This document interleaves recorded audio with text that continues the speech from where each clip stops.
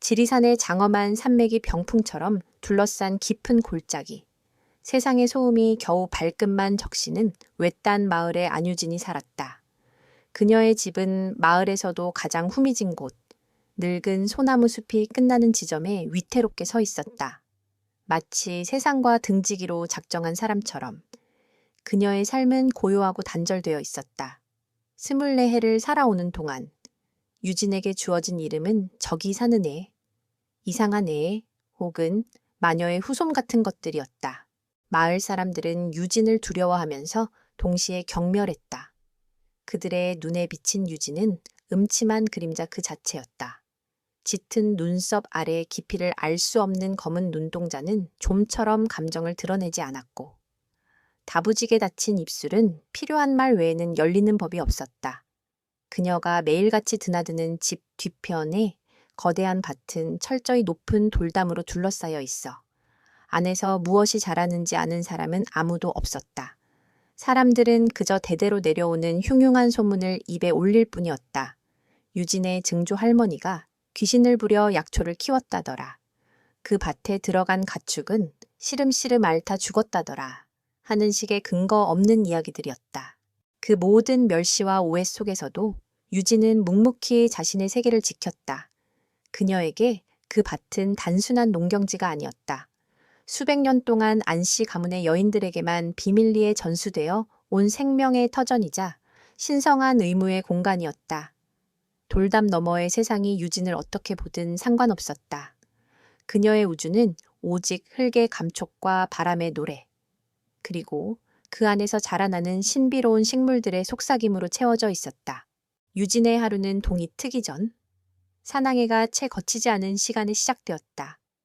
그녀는 이슬을 머금은 흙냄새를 폐부 깊숙이 들이마시며 밭으로 향했다.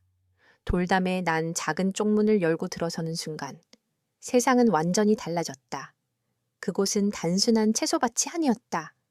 달빛을 받아야만 싹을 틔우고 별의 운행에 따라 인맥의 색이 변하며 사람의 정기를 먹고 자라는 기이한 식물들의 왕국이었다. 월광초, 유의 광차오. 가문대대로 내려오는 이 식물의 이름이었다. 상처를 순식간에 아물게 하고 죽어가는 생명마저 되돌리는 힘을 지녔다고 전해지는 전설의 약초. 유진은 맨발로 부드러운 흙을 밟으며 월광초 하나하나의 말을 걸었다. 그녀의 손길은 섬세하고 경건했다. 마치 연약한 아기를 다루듯 그녀는 잎사귀에 앉은 벌레를 조심스럽게 떼어내고 뿌리가 숨을 쉴 수 있도록 흙을 부드럽게 골라주었다. 이것이 그녀가 세상과 소통하는 유일한 방식이었다. 사람들의 말은 칼날처럼 그녀의 마음을 핥히었지만 식물들의 고요한 생명력은 언제나 상처를 보듬어 주었다. 그날 오후 하늘은 심상치 않았다. 여름의 끝자락이라고는 믿기지 않을 만큼 무겁고 검은 구름이 지리산 능선을 집어삼킬 듯이 몰려왔다. 유진은 밭둑을 점검하며 불안한 표정으로 하늘을 올려다보았다. 바람이 거칠어지기 시작했고 굵은 빗방울이 하나둘 얼굴을 때렸다. 곧이어 하늘에 구멍이라도 뚫린 듯 장대비가 쏟아져 내렸다. 어둠이 순식간에 세상을 집어삼켰고 번개가 밤하늘을 가를 때마다 산의 실루엣이 기괴한 모습으로 드러났다 사라지기를 반복했다. 마을 사람들은 일찌감치 문을 걸어 잠그고 공포에 떨었다. 하지만 유진은 밖으로 나갈 채비를 하고 있었다. 이렇게 거센 비바람이 몰아칠 때면, 월광초 밭으로 흘러드는 물길을 틔워주지 않으면 연약한 뿌리들이 모두 썩어버릴 수 있었다. 그녀는 낡은 우비를 뒤집어쓰고 손에는 삽을 쥔 채 어둠 속으로 발을 내디뎠다. 같은 시각, 지리산을 관통하는 구불구불한 2차선 국도 위를 검은색 세단 한 대가 위태롭게 질주하고 있었다. 대한민국 최고의 바이오 제약기업, 진성바이오의 대표 강민혁이었다. 그의 날카로운 눈은 정면을 응시하고 있었지만 머릿속은 온통 복잡한 수식과 데이터, 그리고 이사회에서 그를 물어뜯지 못해 안달인 늙은 여우들의 얼굴로 가득 차 있었다. 그는 중요한 해외 계약을 성사시키고 막 귀국한 길이었다. 피로는 극에 달했지만 단 1분 1초라도 허비할 수 없다는 강박이 그를 채찍질하고 있었다. 김 비서, 현지 연구소 데이터 다시 보내. 뭔가 이상해. 블루투스 이어셋 너머로 다급한 목소리가 들려왔지만 민혁의 신경은 온통 태블릿 PC의 그래프에 쏠려 있었다. 빗줄기는 점점 더 거세져 와이퍼가 쉴 새 없이 움직여도 시야 확보가 어려울 지경이었다. 그때였다. 반대편 차선에서 달려오던 대형 트럭의 전조등이 폭우로 만들어진 수막을 뚫고 그의 시야를 덮쳤다. 트럭 운전사가 뒤늦게 중앙선을 침범한 것을 깨닫고 경적을 울렸지만 모든 것이 너무 늦었다. 대표님, 이어셋 너머로 김비서의 절규가 터져 나왔지만 민혁의 귀에는 닿지 않았다. 그의 세상은 찢어질 듯한 파열음과 함께 암흑으로 변했다. 엄청난 충격과 함께 민혁의 차는 종이장처럼 구겨지며 가드레일을 들이받고 도로밖 비탈길로 굴러떨어졌다. 수십 바퀴를 구른 차체는 형체를 알아볼 수 없을 만큼 찌그러진 채 유진의 밭에서 불과 수백 미터 떨어진 숲속에 처박혔다. 짙은 연기가 피어오르고 깨진 유리 파편과 기름이 빗물에 섞여 흘러내렸다. 민혁은 기적적으로 즉사하지 않았다. 하지만 그의 상태는 죽음보다 더 끔찍했다. 부러진 운전대 파편이 그의 복부를 깊숙이 꿰뚫고 있었다. 피가 쉴 새 없이 흘러나와 값비싼 양복을 붉게 물들였다. 의식은 가물거렸고 극심한 고통의 신음조차 내뱉을 수 없었다. 살아야 한다는 본능이 희미하게 남아있었지만 몸은 차가운 쇠사슬에 묶인 듯 꼼짝도 하지 않았다. 죽음의 그림자가 그의 얼굴 위로 서서히 드리워지고 있었다. 그는 자신의 제국, 야망, 그리고 아직 이루지 못한 모든 것들이 빗소리에 씻겨 내려가는 것을 무력하게 느끼고 있었다. 한편 유진은 사투를 벌이고 있었다. 세찬 비바람 속에서 무너져 내린 밭둑의 흙을 파내고 물기를 돌리는 작업은 웬만한 남자도 하기 힘든 일이었다. 흙탕물이 온몸을 뒤덮고 숨은 턱까지 차올랐다. 얼마나 시간이 흘렀을까. 간신히 급한 작업을 마친 그녀가 허리를 펴고 숨을 고르던 순간 희미하게 무언가 타는 냄새가 바람을 타고 날아왔다. 이 빗속에 무슨 냄새지? 단순한 착각일 수도 있었다. 하지만 수십 년간 자연 속에서 살아온 그녀의 감각은 무언가 이질적인 것이 주변에 있음을 경고하고 있었다. 그녀는 삽을 굳게 고쳐쥐고 냄새가 나는 방향으로 조심스럽게 발걸음을 옮겼다. 돌담을 돌아 숲으로 이어지는 작은 오솔길. 빗소리와 바람소리에 섞여 아주 미세한 금속성의 신음이 들려오는 듯했다.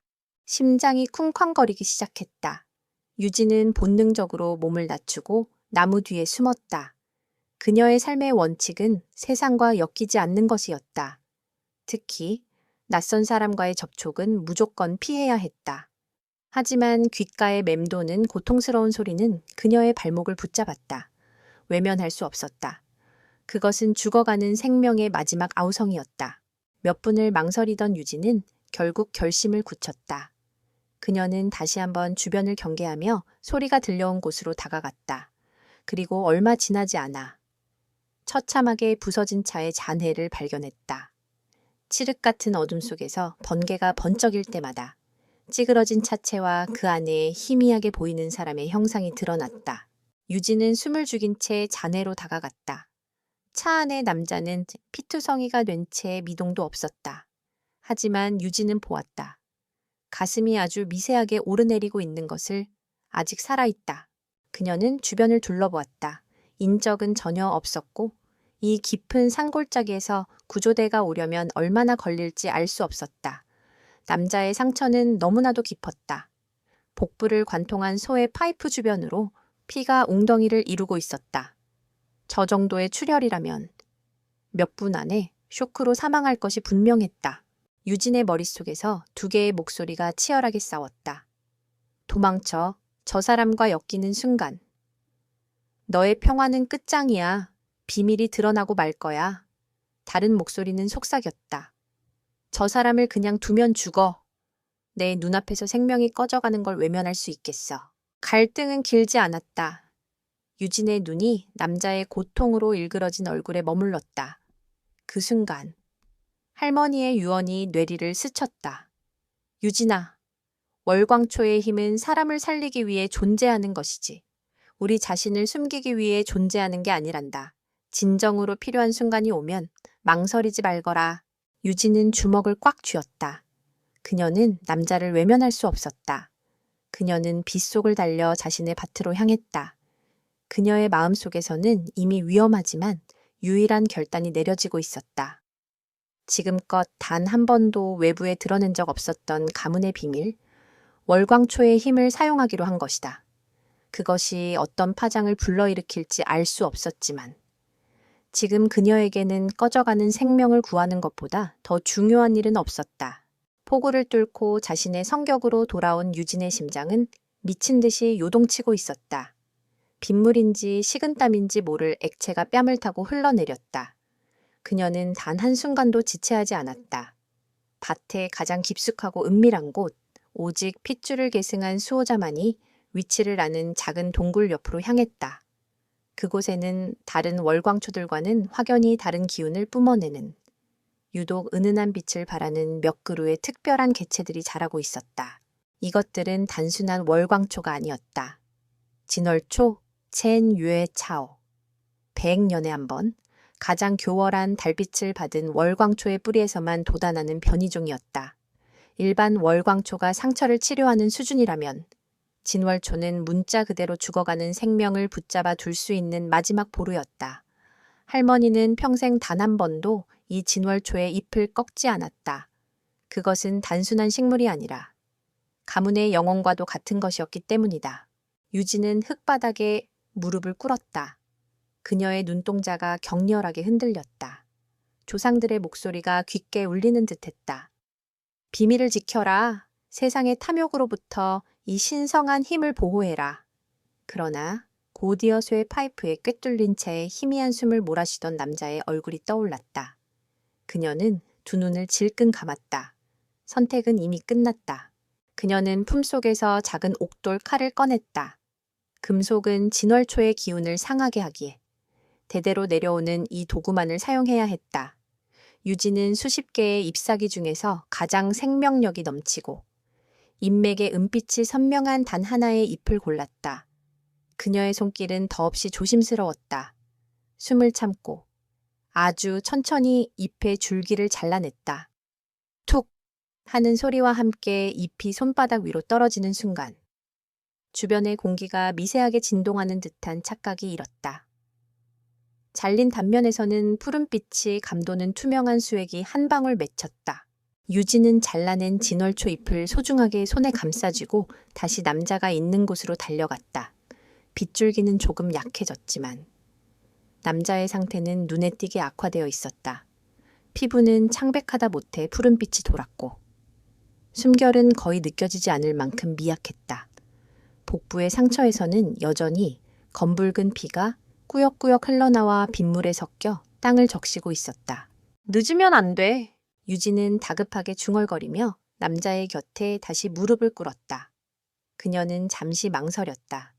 지금 이 남자의 몸에 박힌 쇠붙이를 섣불리 뽑아냈다가는 과다출혈로 즉사할 것이 뻔했다. 그녀가 할 수 있는 것은 오직 하나. 출혈을 먹게 하고 생명이 완전히 꺼지지 않도록 붙잡아 두는 것뿐이었다. 그녀는 함께 가져온 작은 돌절구를 꺼내 진월초 잎을 넣고 찢기 시작했다. 단단한 잎사귀는 돌절구꽁이에 닿자 놀랍도록 부드럽게 으깨졌다. 곧이어 짙은 풀 향기와 함께 서늘하고 상쾌한 기운이 퍼져나갔다. 잎은 순식간에 짙은 녹색의 반죽 형태로 변했다. 유진은 그것을 조심스럽게 손가락으로 떠냈다. 차갑고 매끄러운 감촉이 손끝에 전해졌다. 유진은 남자의 상처로 손을 가져갔다. 끔찍한 상처와 뜨거운 피의 감촉에 잠시 몸서리를 쳤지만 그녀는 눈을 감고 정신을 집중했다. 그리고는 소의 파이프가 살을 파고든 주변을 따라 진월초 반죽을 조심스럽게 발랐다. 놀라운 일이 벌어지기 시작했다. 진월초가 닿은 피부 주변의 혈관들이 마치 살아있는 생물처럼 꿈틀거리더니 스스로 수축하기 시작했다. 콸콸 쏟아져 나오던 피의 흐름이 눈에 띄게 줄어들었다. 상처의 찢어진 단면은 마치 자석에 이끌린 쇳가루처럼 서로를 향해 미세하게 움직이며 쇠 파이프를 단단히 움켜쥐었다. 그것은 상처가 낫는 것과는 다른 차원의 현상이었다. 마치 시간이 상처 부위에서만 강제로 정지된 것처럼 모든 붕괴 과정이 멈춰버린 것이다. 유진은 넋을 잃고 그 광경을 지켜보았다. 책으로만 보고 이야기로만 전해 들었던 진월초의 진짜 힘을 직접 목격한 것은 처음이었다. 그 경이로움에 전율하는 것도 잠시. 그녀는 남자의 얼굴을 살폈다. 죽음의 잿빛이 감돌던 그의 얼굴에 아주 희미하게 남아 혈색이 돌아오고 있었다. 얕고 불규칙하던 호흡이 조금씩 깊고 안정적으로 변해갔다. 기적이었다. 유진은 그제야 긴장이 풀리며 바닥에 주저앉았다. 온몸에 힘이 빠져나가는 것 같았다. 그녀는 자신이 무슨 일을 저질렀는지 실감했다. 가문의 가장 큰 금기를 어겼다. 이 남자가 살아남는다면, 그리고 누군가 이 기적의 원인을 파고들기 시작한다면 그녀의 고요했던 삶은 송두리째 흔들릴 것이다. 두려움이 파도처럼 밀려왔다. 하지만 그녀는 후회하지 않았다. 차갑게 식어가던 남자의 손에서 미약하게 남아 온기가 느껴지는 순간, 두려움보다 더 큰 무언가가 그녀의 마음을 채웠다. 그것은 생명을 구해냈다는 인간으로서의 가장 원초적인 안도감과 긍지였다. 멀리서 희미하게 사이렌 소리가 들려오기 시작했다. 산길을 타고 울려 퍼지는 소리는 점점 더 가까워지고 있었다. 이제 떠나야 할 시간이었다. 유진은 자리에서 일어났다. 자신의 흔적을 남겨서는 안 되었다. 그녀는 사용했던 돌절구와 절구공이를 챙기고 주변에 떨어졌을지 모를 진월초의 작은 파편이라도 있을까 주변을 샅샅이 살폈다. 촌 떠나기 직전 그녀의 시선이 다시 한번 남자에게로 향했다. 빗물에 젖은 머리카락이 그의 이마에 어지럽게 붙어 있었다. 유진은 저도 모르게 손을 뻗어 그것을 조심스럽게 쓸어 넘겨주었다. 차가운 이마에 닿은 손끝에서 그의 강인한 생명력이 느껴졌다. 부디 살라나마요. 이름도 얼굴도 모르는 남자를 향한 짧은 기도를 남긴 채 유진은 어둠 속으로 몸을 숨겼다. 마치 한 번도 그곳에 존재하지 않았던 사람처럼 그녀는 소리 없이 자신의 세계로 돌아갔다. 그녀가 사라진 직후 수많은 불빛이 어둠을 가르며 사고 현장으로 쏟아져 들어왔다. 세상에, 이게 어떻게 된 일이야? 가장 먼저 현장에 도착한 벨시우 구조대원의 입에서 경악에 찬 목소리가 터져 나왔다. 차는 형체를 알아볼 수 없을 만큼 파괴되어 있었고 그 상태로 보아 탑승자는 생존 가능성이 제로에 가까웠다. 생존자 발견, 아직 숨이 붙어 있다. 구급대원이 다급하게 외쳤다. 베테랑 구급대원인 박 팀장은 서둘러 남자의 상태를 살폈다. 복부를 관통한 소해 파이프. 저 정도의 치명상이라면 현장에서 과다출혈로 사망했어야 정상이었다. 하지만 남자의 바이탈 사인은 믿을 수 없을 만큼 안정적이었다. 팀장님, 이것 좀 보십시오. 젊은 대원이 손전등으로 상처 부위를 비추며 말했다. 박 팀장은 눈을 가늘게 떴다. 상처 주변에는 정체불명의 짙은 녹색 연고 같은 것이 발라져 있었다. 그리고 가장 기이한 것은 그 어떤 응급처치도 하지 않았음에도 출혈이 거의 완벽하게 멎어 있다는 사실이었다. 찢어진 살점들이 마치 강력한 접착제로 붙여놓은 것처럼 쇠 파이프에 단단히 밀착되어 있었다. 이게 뭐지? 지혈제인가 이런 건 처음 보는데. 박 팀장은 고개를 갸웃거렸다. 짙은 풀 냄새가 코를 찔렀다. 지금은 원인을 따질 때가 아니었다. 그는 신속하게 응급처치를 지시했다. 유압 절단기로 조심스럽게 남자의 몸을 올가맨 차체를 잘라내고 복부를 관통한 소해 파이프는 그대로 둔 채 환자를 들것으로 옮겼다. 곧이어 헬기 소리가 밤하늘을 뒤흔들었다. 대한민국 최고의 외상센터가 있는 서울의 병원으로 직행하는 응급 헬기였다.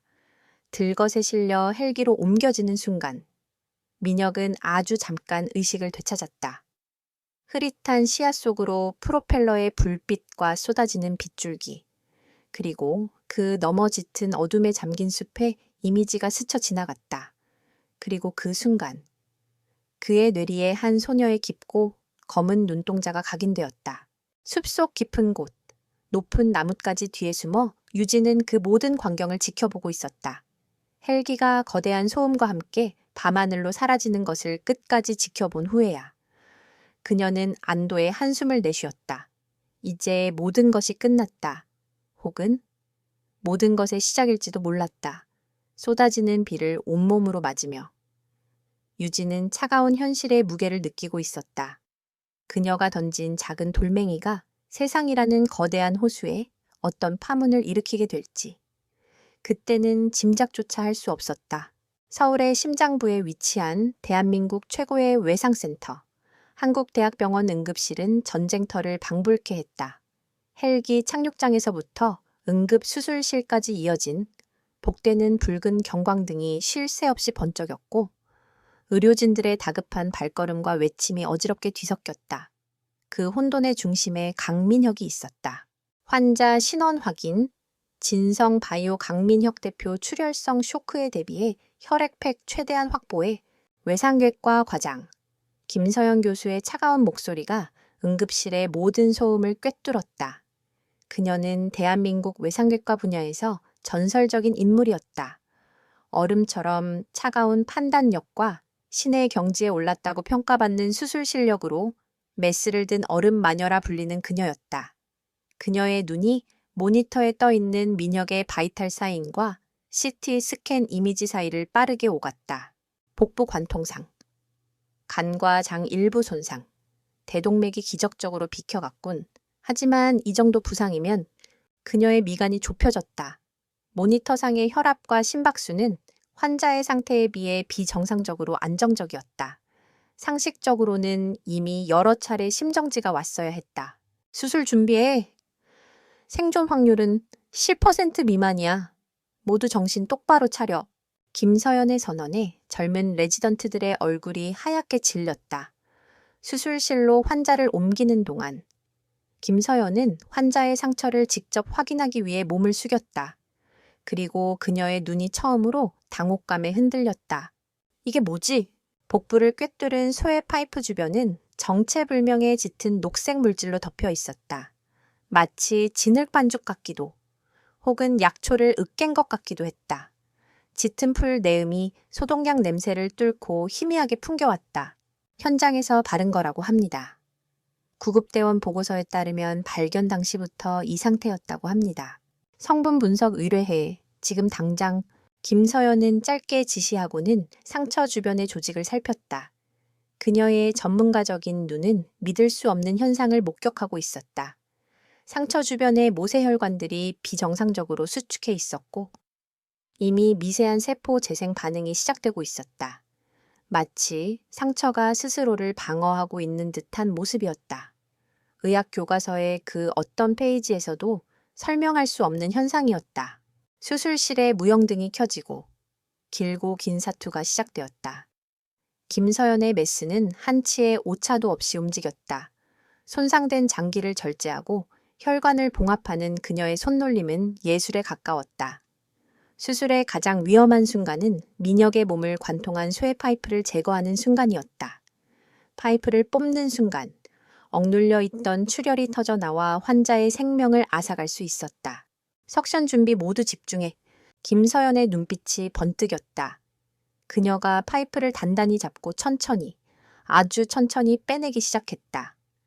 수술실의 모든 스태프들이 숨을 죽였다. 하지만 예상했던 대량 출혈은 일어나지 않았다. 피가 뿜어져 나오는 대신 파이프가 빠져나간 구멍 주변의 근육과 조직이 강하게 수축하며 스스로 출혈을 막아냈다. 마치 살아있는 생물처럼. 이럴 수가. 경험 많은 베테랑 마취과 의사의 입에서 탄성이 터져 나왔다. 김서연 역시 경악을 금치 못했지만 그녀는 감정을 드러내지 않았다. 기계처럼 정교하게 남은 수술을 마무리할 뿐이었다. 몇 시간에 걸친 대수술이 끝났을 때 동이 트고 있었다. 김서연은 수술용 마스크를 벗으며 흠뻑 젖은 이마를 닦았다. 그녀는 환자를 살려냈지만 그를 살린 것이 자신의 실력만이 아니라는 것을 명확하게 인지하고 있었다. 그 정체불명의 녹색 물질이 최소한 구할의 역할을 해낸 것이다.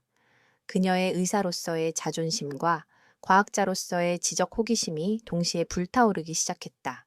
강민혁 대표의 사고 소식은 금융가를 시작으로 대한민국 전체를 뒤흔들었다. 진성바이오의 주가는 개장과 동시에 폭락했다. 리더를 잃은 거대 기업의 미래에 대한 불안감이 시장을 잠식했다. 이 모든 혼란을 여유롭게 관망하는 남자가 있었다. 진성바이오의 최대 라이벌, 태아제약의 대표 최태곤이었다. 강남의 최고급 빌딩 최상층. 그의 집무실은 도시 전체를 발 아래에 둔 왕의 성체와도 같았다. 그는 거대한 통유리창 앞에 서서 아침 뉴스를 통해 흘러나오는 강민혁의 소식을 들으며 만족스러운 미소를 지었다. 강민혁, 똑똑한 줄 알았더니 결국 운이 없었군.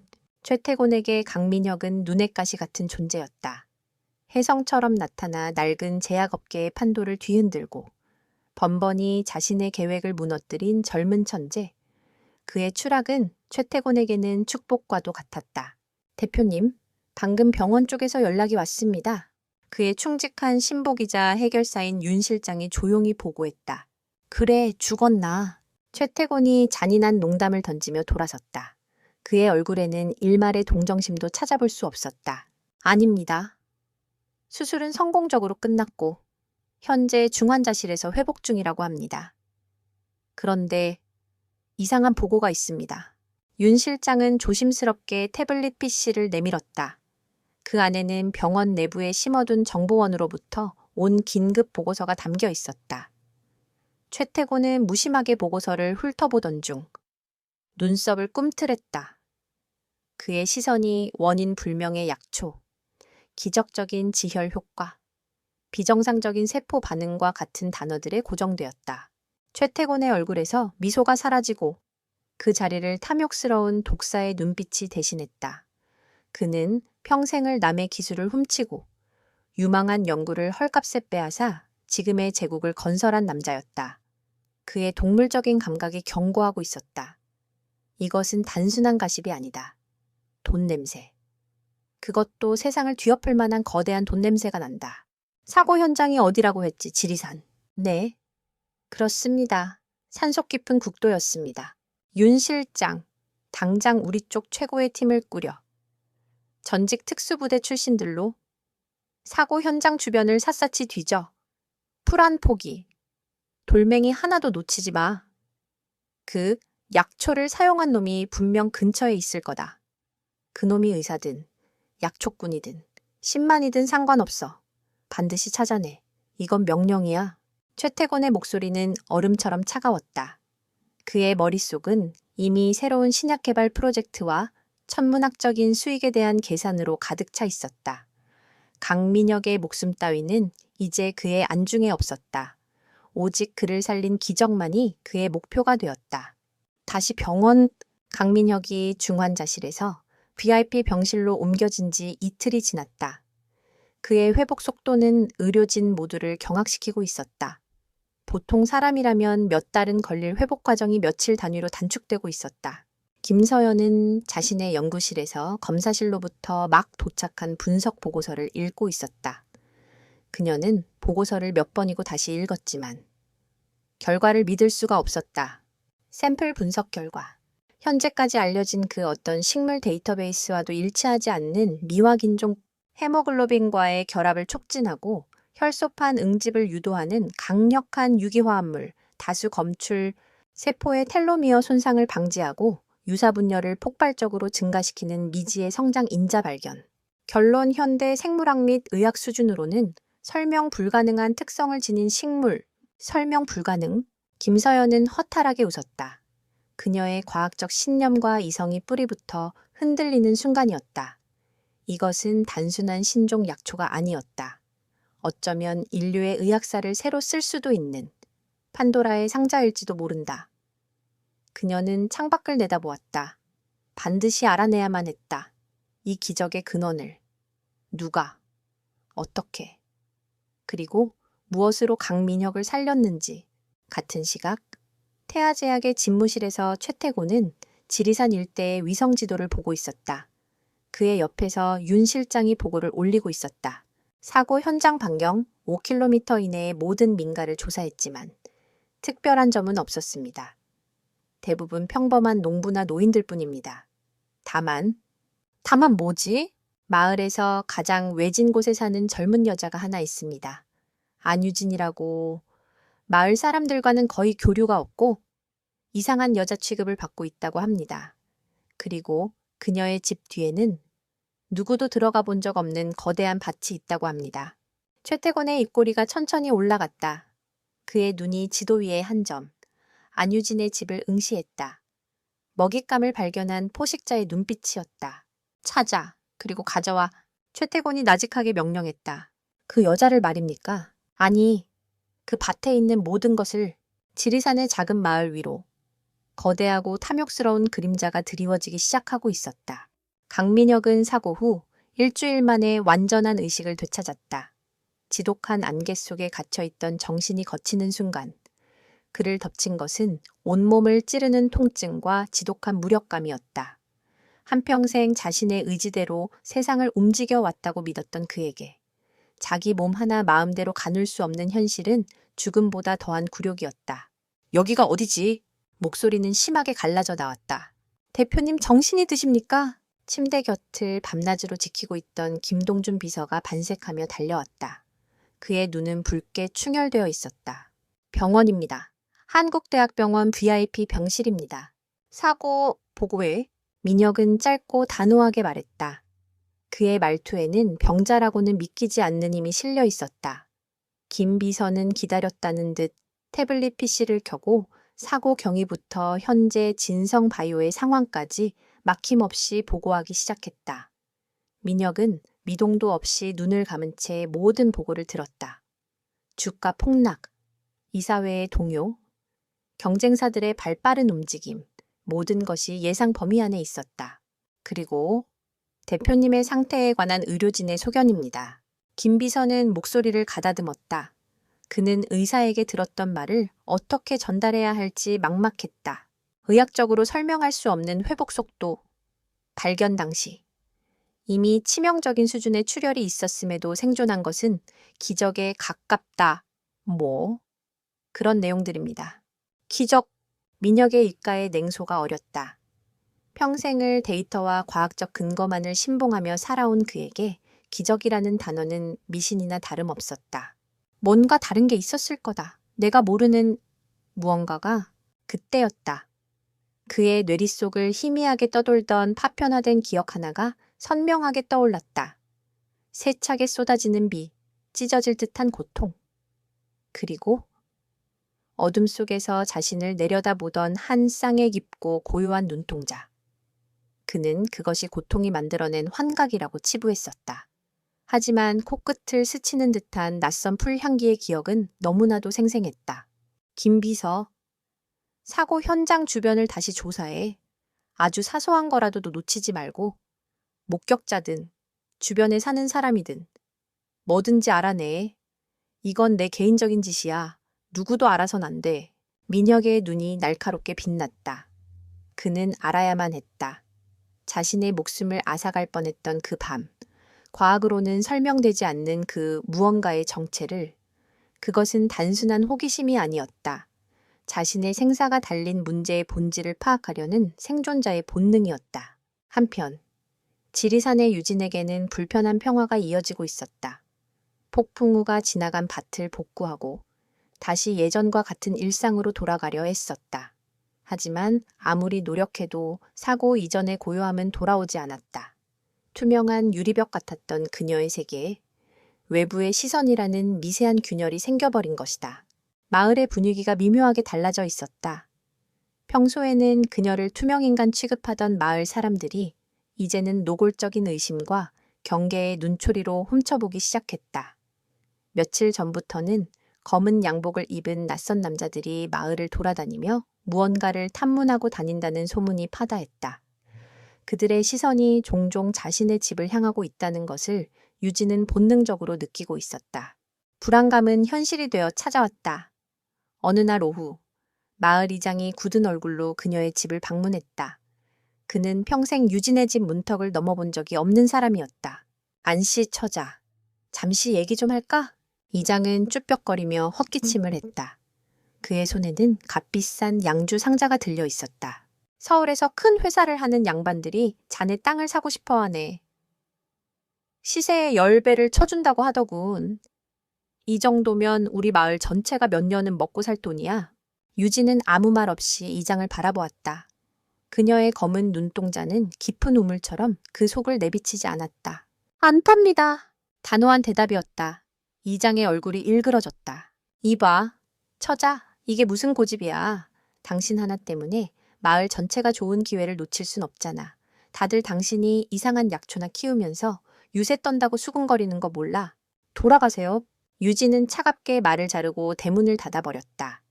이장은 문 뒤에서 한참을 씩씩거리다 돌아갔지만 이것이 시작에 불과하다는 것을 유진은 알고 있었다. 그날 이후로 위협은 더욱 노골적으로 변해갔다. 밤중에 누군가 돌담 위로 돌을 던져 월광초 몇 부리가 상하는 일이 있었고 읍내에 장을 보러 나갈 때면 검은 차 한 대가 집요하게 뒤를 쫓아왔다. 그녀를 세상으로부터 완벽하게 고립시키려는 보이지 않는 손이 조여오고 있었다. 그리고 마침내 최태곤의 그림자가 그 실체를 드러냈다. 어느 해질녘 유진이 바티를 마치고 돌아왔을 때 집 앞에 낯선 고급 세단 한 대가 서 있었다. 그리고 그채 기댄 채 칼날처럼 날카로운 인상의 중년 남자가 그녀를 기다리고 있었다. 태아제약의 해결사 윤 실장이었다. 안유진 씨 맞으십니까? 그의 목소리는 정중했지만 눈빛은 얼음장처럼 차가웠다. 처음 뵙겠습니다. 태아제약의 윤성환 실장이라고 합니다. 저희 회장님께서 안유진 씨의 땅에 지대한 관심을 갖고 계십니다. 그는 명함을 내밀었지만 유진은 받지 않았다. 윤 실장의 입가에 희미한 비웃음이 스쳤다. 이장에게 들었던 가격의 2배를 더 드리겠습니다. 현금으로. 그리고 원하신다면 서울의 작은 아파트도 하나 마련해 드릴 수 있습니다. 이런 시골 구석에 처박혀 사는 것보다야 훨씬 나은 삶이 되지 않겠습니까? 필요 없습니다. 유진의 목소리는 흔들림이 없었다. 고집이 세시군요. 좋습니다. 그럼 제안을 바꿔보죠. 윤 실장은 한 걸음 다가섰다. 그의 목소리가 뱀처럼 나직해졌다. 그 밭에서 뭘 키우는지 우린 대충 짐작하고 있습니다. 세상에 알려지면 꽤나 골치 아파질 겁니다. 정부기관이든 학계든 아니면 우리 같은 기업이든. 당신의 평화로운 삶은 그걸로 끝이라는 얘기입니다. 우리가 원하는 건 그저 식물 몇 개와 재배 방법뿐입니다. 순순히 협조한다면 당신은 평생 만져보지 못할 돈을 쥐고 조용히 사라질 수 있습니다. 하지만 거절한다면 그는 말을 멈추고 유진의 낡은 집과 연약해 보이는 그녀의 모습을 위아래로 훑어보았다. 그 시선에는 경멸과 위협이 담겨 있었다. 이 돌담이 당신을 영원히 지켜줄 거라고 생각하진 않겠죠? 그것은 명백한 협박이었다. 유진은 공포로 등골이 서늘해지는 것을 느꼈다. 하지만 그녀는 물러서지 않았다. 오히려 더 깊고 단단한 눈빛으로 윤 실장을 마주보았다. 여긴 내 집이고 내 땅입니다. 누구에게도 팔지도 넘기지도 않을 겁니다. 다시는 찾아오지 마세요. 유진은 그 말을 끝으로 집으로 들어가 문을 걸어 잠갔다. 문에 기댄 그녀의 등은 가늘게 떨리고 있었다. 하지만 그녀의 눈은 분노와 결의로 불타고 있었다. 같은 시각, 서울의 병실에서 강민혁은 김동준 비서의 보고를 받고 있었다. 사고 현장 주변에서 미량의 식물 조직 샘플을 발견했습니다. 병원에서 대표님 상처에 묻어있던 물질과 성분이 일치했습니다. 그리고 김 비서는 잠시 말을 고르다 입을 열었다. 태아제약이 사고 현장 주변의 땅을 공격적으로 매입하려 하고 있다는 첩보가 있습니다. 특히 한 곳을 집요하게 노리고 있는데 안유진이라는 젊은 여성이 소유한 땅입니다. 구급대원들의 최초 보고에 따르면 사고 현장에서 가장 가까운 민가가 바로 그곳이었습니다. 강민혁의 눈이 번쩍였다.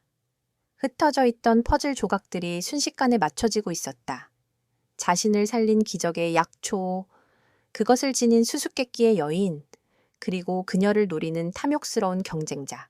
모든 것이 명확해졌다. 그녀는 단순히 자신을 구해준 은인이 아니었다. 이제는 자신의 목숨을 빚진 그가 지켜줘야 할 사람이 된 것이다. 그리고 최태곤이 노리는 것이라면 그것은 진성 바이오에게도 절실한 것일 수밖에 없었다. 최태곤, 그 늙은 여우가 벌써 냄새를 맡았군. 민혁은 이를 갈았다. 그는 침대에서 몸을 일으키려 했다. 수술 부위에서 격렬한 통증이 밀려왔지만 그는 아랑곳하지 않았다. 대표님, 아직 안정을 취하셔야 합니다. 김 비서가 경악하며 그를 말렸다.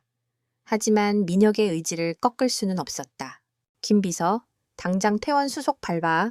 그리고 차 준비해. 어디로 가시려는 겁니까? 가야 할 곳이 있어. 빚을 갚으러. 강민혁은 김 비서가 건넨 보고서 파일을 손에 쥐었다. 그 안에는 안유진이라는 이름과 함께 흐릿하게 찍힌 그녀의 사진이 있었다. 사진 속 그녀는 그가 기억하는 대로 세상의 모든 비밀을 담은 듯한 깊고 고요한 눈을 가지고 있었다. 지리산으로 간다. 지금 당장 자신을 구해준 은인을 보호하기 위해, 그리고 거대한 폭풍의 핵이 될 비밀을 확인하기 위해 상처 입은 사자가 마침내 우리를 벗어날 준비를 하고 있었다. 의료진의 필사적인 만류를 뿌리치고 병원을 나선 강민혁은 곧장 지리산으로 향했다. 수술 부위가 여전히 욱신거렸지만 차가운 결의에 찬 그의 정신은 그 어느 때보다도 맑았다.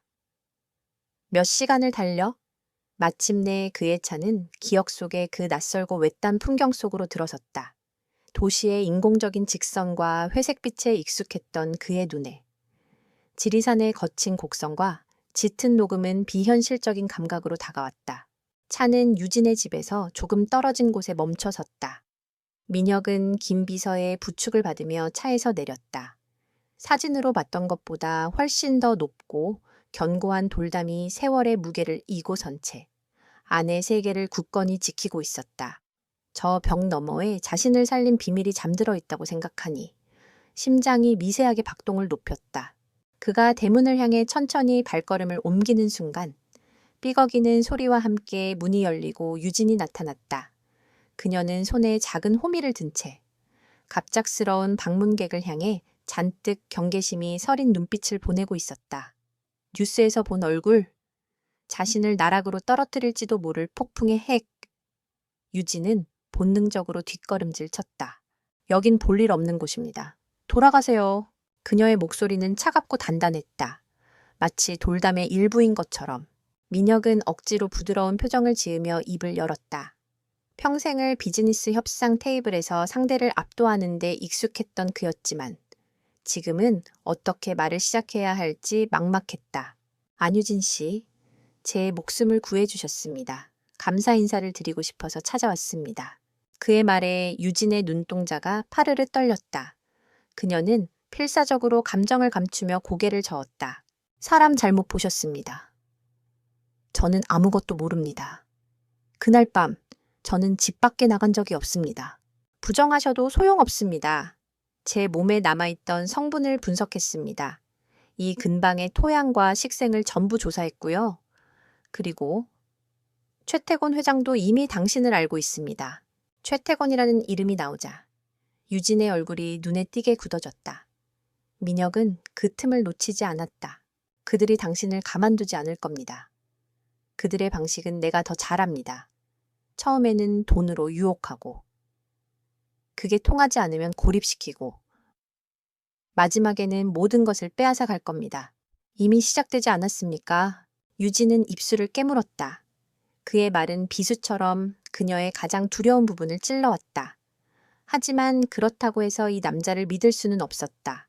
최태곤이 늑대라면 강민혁은 호랑이일 뿐이었다. 둘 다 자신과 같은 초식동물에게는 똑같은 포식자였다. 당신이 원하는 건 뭡니까? 당신도 저들과 똑같이 이 밭을 원하는 것 아닙니까? 원합니다. 민혁은 솔직하게 인정했다. 유진의 얼굴에 실망과 분노의 빛이 스쳤다. 하지만 방식이 다릅니다. 저는 빼앗을 생각이 없습니다. 내 목숨을 구한 기술입니다. 그런 위대한 것이 최태곤 같은 쓰레기의 손에 들어가는 것을 볼 수 없습니다.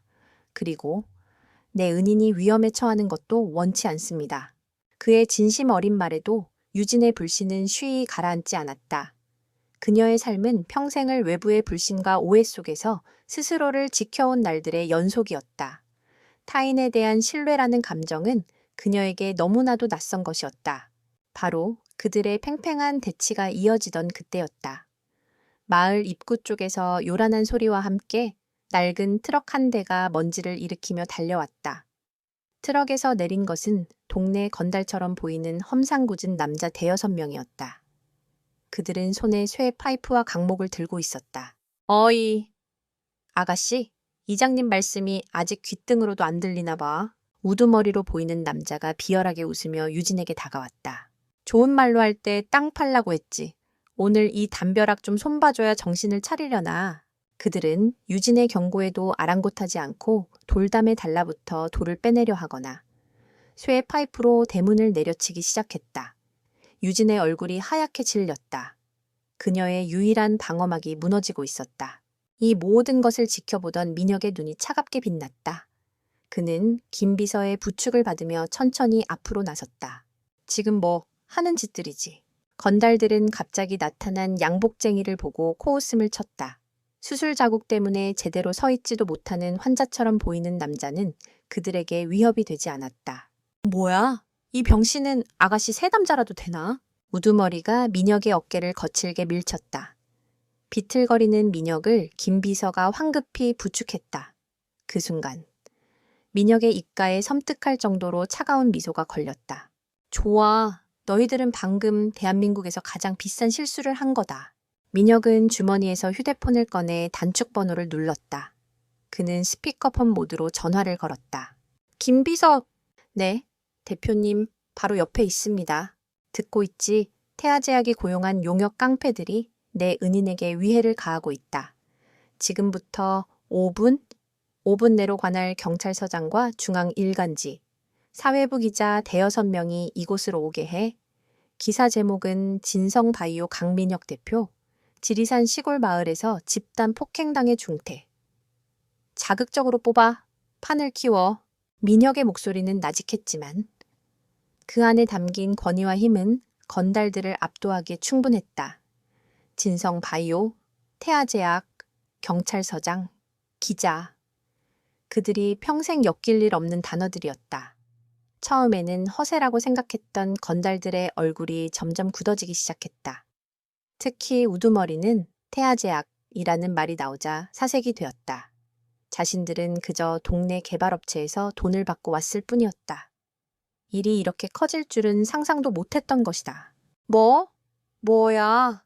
당신 대체 누구야? 내가 누군지는 내일 아침 신문 한 면에서 확인하게 될 거다. 물론 너희들이 유치장에 있는 동안 말이지. 때마침 멀리서 경찰차 사이렌 소리가 희미하게 들려오기 시작했다. 건달들은 서로의 얼굴을 쳐다보며 안절부절 못했다. 젠장, 튀어. 우두머리의 외침과 함께 그들은 허둥지둥 트럭에 올라타 불이 나게 도망쳤다. 순식간에 집 앞에는 다시 정적이 찾아왔다. 유진은 눈앞에서 벌어진 일을 믿을 수 없다는 듯 멍하니 서 있었다. 폭력과 위협이 전화 한 통으로 너무나도 간단하게 해결되는 세상. 그것이 그녀가 알지 못했던 강민혁이 살아가는 세계였다. 민혁은 거친 숨을 몰아쉬며 이마에 식은 땀을 닦았다. 무리한 탓에 수술 부위가 터질 듯이 아파왔다. 봤습니까? 안유진 씨, 저들은 다시 올 겁니다. 다음번에는 저런 동네 양아치들이 아니라 진짜 전문가들이 오겠죠. 혼자서는 절대로 막을 수 없습니다. 그는 유진에게 한 걸음 더 다가섰다. 그의 눈은 그 어느 때보다 진지했다. 내가 당신의 방패가 되어주겠습니다. 진성바이오가 가진 모든 힘을 동원해서 당신과 이 땅을 지켜드리겠습니다. 법무팀, 보안팀, 그리고 필요하다면 그 이상의 힘까지도. 조건이 뭐죠? 유진이 떨리는 목소리로 물었다. 세상에 공짜는 없다는 것을 그녀는 알고 있었다. 조건은 없습니다. 굳이 말하자면 빚을 갚는 겁니다. 하지만 부탁이 하나 있습니다. 당신의 비밀을 알려달라는 게 아닙니다. 그저 나를 믿어주십시오. 외부 세계와의 유일한 창구로서 저 강민혁과 진성바이오만을 상대하겠다고 약속해 주십시오. 그것은 거부할 수 없는 제안이었다. 혼자서 늑대 무리와 맞서 싸우다 모든 것을 잃든가 아니면 호랑이의 등 위로 올라타 폭풍을 헤쳐나가든가 유진에게 남은 선택지는 그것뿐이었다. 그녀는 오랫동안 말이 없었다. 그녀의 시선은 무너진 돌담의 일부와 그 너머로 보이는 자신의 신성한 밭, 그리고 상처 입은 몸으로 자신을 지키려 나섰던 남자의 얼굴 사이를 오갔다. 마침내 그녀는 아주 작게, 하지만 분명하게 고개를 끄덕였다. 그 작은 움직임 하나가 고립된 소녀와 상처 입은 제왕의 위태로운 동맹의 시작을 알리고 있었다. 그리고 그것은 대한민국 재계를 뒤흔들 거대한 전쟁의 서막이기도 했다. 유진의 고개를 끄덕이는 그 순간을 기점으로 그녀의 세상은 격변했다. 하룻밤 사이에 그녀의 고립된 성역은 최첨단 기술로 무장한 요새로 변모했다. 진성 바이오의 보안 전문가들이 24시간 교대로 외곽을 순찰했고, 돌담 곳곳에는 사람의 눈에 잘 띄지 않는 고성능 감시, 카메라와 동작 감지 센서가 설치되었다. 그녀의 집 옆 공터에는 강민혁이 임시거처로 사용할 조립식 캐빈이 들어섰다.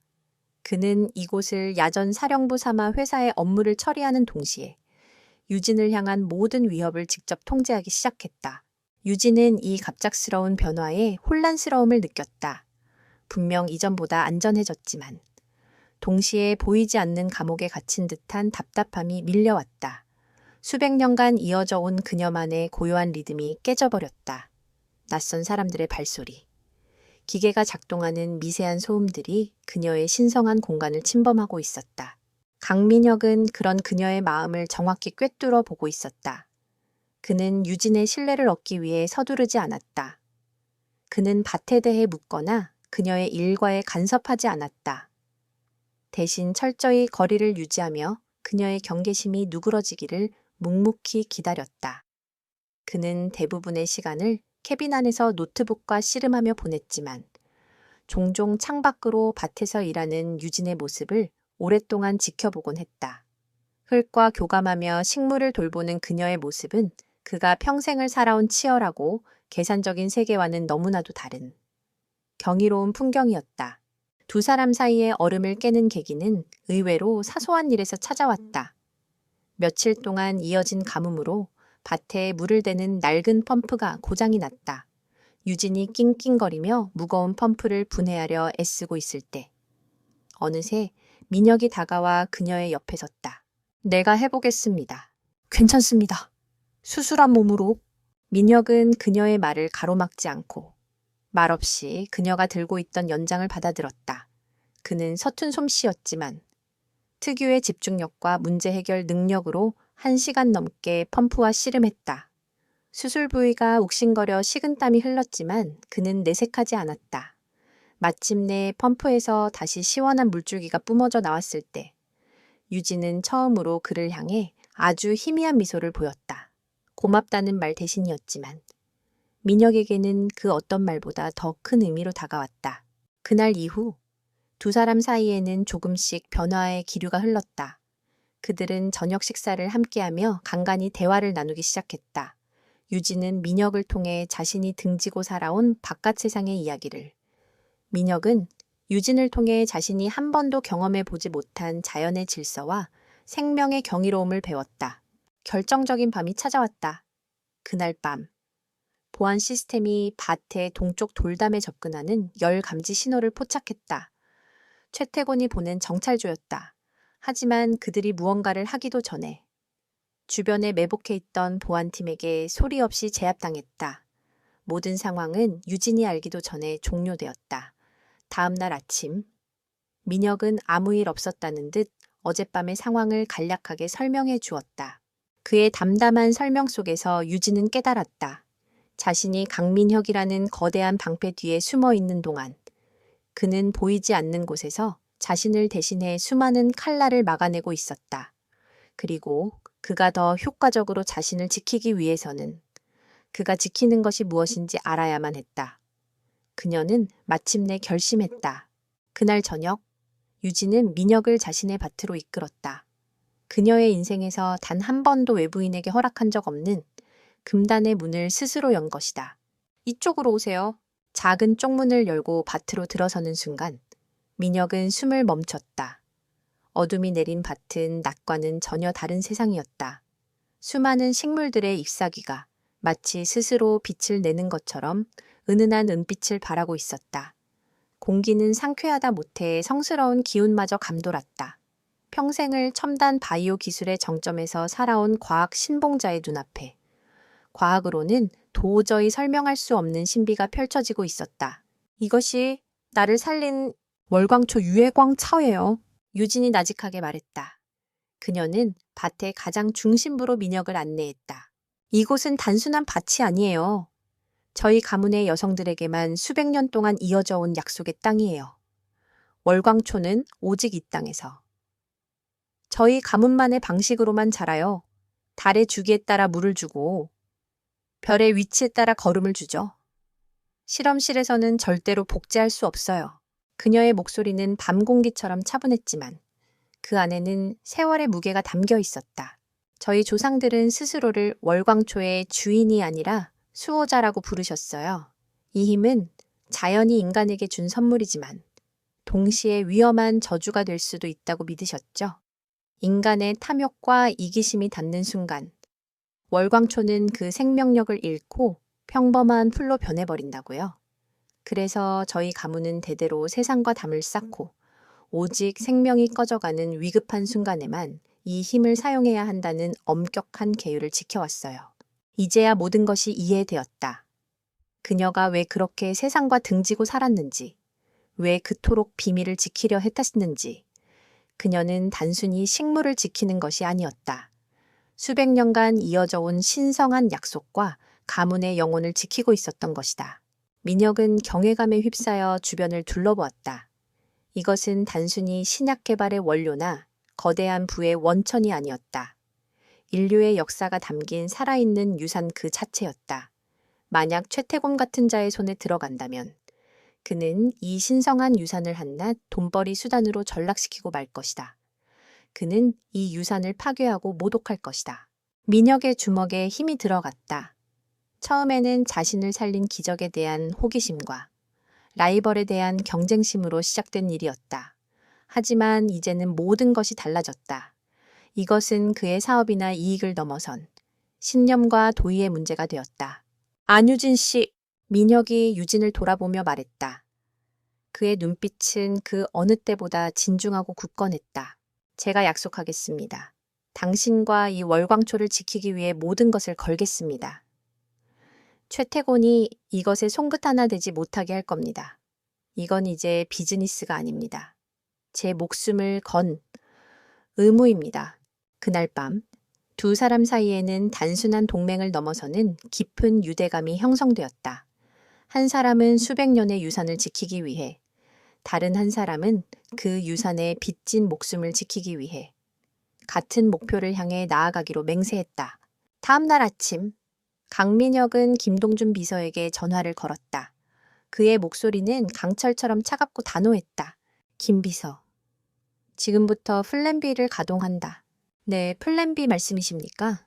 최태곤의 과거를 전부 파헤쳐. 10년 전이든 20년 전이든 상관없어. 불법 임상시험, 횡령, 비자금, 탈세, 먼지 하나까지 남김없이 다 털어내. 그를 법의 심판대에 세울 수 있는 증거를 찾아. 방어는 끝났어. 지금부터는 전쟁이다. 수세에 몰려 방어만 하던 상처 입은 사자가 마침내 포식자를 향해 날카로운 발톱을 드러내기 시작했다. 최태곤의 인내심이 마침내 바닥을 드러냈다.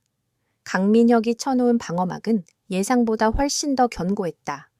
법무팀은 교묘한 법적 논리로 토지 매입을 저지했고 보안팀은 그가 보낸 정찰조를 번번이 무력화시켰다. 설상가상으로 진성바이오의 감사팀이 자신의 뒷배를 봐주던 정계 인사들을 쑤시고 다닌다는 흉흉한 소문마저 들려왔다. 강민혁이 자신을 옥죄기 위해 그물망을 펼치고 있음을 직감했다. 시간이 없었다. 합법적인 방법이 막혔다면 이제 불법적인 수단을 동원할 차례였다. 윤 실장, 더 이상 애들 장난 같은 짓은 그만하지. 최태곤은 집무실에 서서 지리산의 위성사진을 노려보며 말했다. 그의 목소리에는 참지 못할 분노와 조급함이 묻어났다. 오늘 밤 모든 걸 끝낸다. 용병 출신들로 구성된 최정예 팀을 투입해 목표는 3가지. 첫째, 보안 시스템을 무력화한다. 둘째, 재배 기술을 알고 있는 계지배를 확보한다. 셋째, 밭에 있는 식물과 토양 샘플을 최대한 많이 가져온다. 실패는 용납하지 않아. 대표님, 너무 위험 부담이 큰 작전입니다. 만약 발각이라도 되면 발각되지 않으면 돼. 최태곤이 윤 실장의 말을 차갑게 끊었다. 그의 눈은 탐욕으로 번들거렸다. 강민혁이 회복하려면 아직 시간이 더 필요해. 그 전에 우리가 먼저 월광초를 손에 넣으면 게임은 끝나는 거야. 이 사회를 뒤엎고 진성 바이오를 통째로 삼킬 수도 있어. 이 정도 위험은 감수할 가치가 충분하다.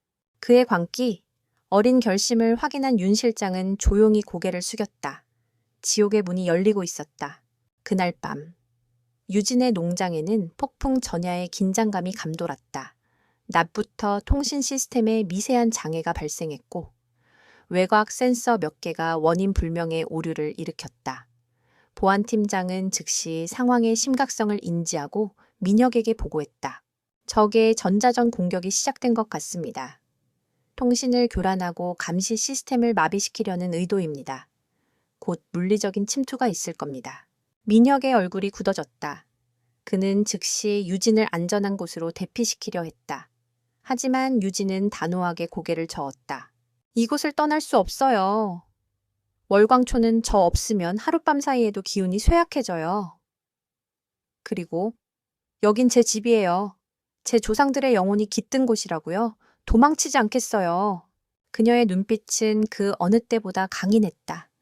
두려움에 떠는 소녀가 아니라 자신의 성격을 지키려는 수호자의 모습이었다. 저에게도 준비해둔 것이 있어요. 현대 기술은 아니지만 이 땅을 지키기 위해 대대로 내려온 방법들이죠. 민혁은 그녀의 결의에 찬 눈을 보고 더 이상 설득할 수 없음을 깨달았다. 그는 대신 보안팀에게 모든 인원을 농장 내부로 집결시키고 유진과 밭을 중심으로 최후의 방어선을 구축하라고 명령했다. 자정이 막 지났을 무렵 어둠을 틈타 검은 그림자들이 농장으로 스며들기 시작했다. 최태곤이 고용한 용병들은 전직 특수부대 출신들답게 일사불란하게 움직였다. 최첨단 장비로 통신을 마비시키고 소음 하나 없이 외곽 철책을 절단했다. 그들의 침투는 너무나도 은밀해서 만약 민혁의 보안팀이 미리 대비하지 않았다면 속수무책으로 당했을 것이다. A팀 침투 완료, B팀, C팀 진입하라. 용병들의 리더가 나직하게 명령하는 순간 농장 전체의 조명이 일제히 꺼지며 암흑이 찾아왔다.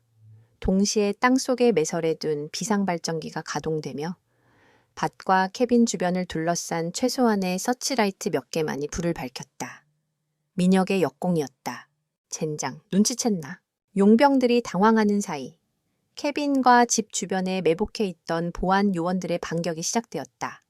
하지만 그들은 실탄 대신 강력한 전자기, 충격탄과 마취총을 사용했다.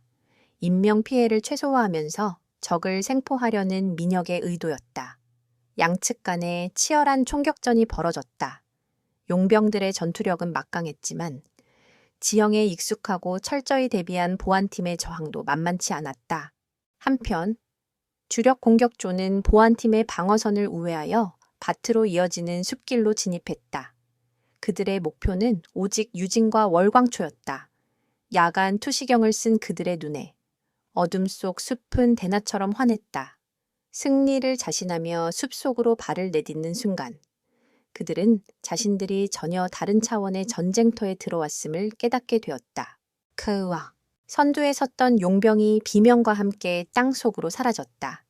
그가 밟은 땅은 나무잎으로 교묘하게 위장된 깊은 함정이었다. 뒤따르던 동료가 그를 구하려고 다가서는 순간 다른 쪽에서 날아온 거대한 그물이 그의 몸을 덮쳤다. 유진의 반격이었다. 그녀는 이 숲의 모든 나무와 풀, 지형 지물을 송금 보듯 알고 있었다. 수백 년간 외부의 침입으로부터 밭을 지키기 위해 고안된 원시적이지만 치명적인 덫들이 숲 전체에 깔려 있었다. 용병들은 최첨단 장비로 무장했지만 자연 그 자체가 무기가 된 유진의 함정들 앞에서는 속수무책이었다. 발목을 노리는 올가미, 눈을 멀게 하는 자극적인 꽃가루를 터뜨리는 인계철선, 길을 잃게 만드는 교묘한 미로 지형까지. 숲은 그들에게 생지옥이 되었다. 유진은 직접 모습을 드러내지 않았다.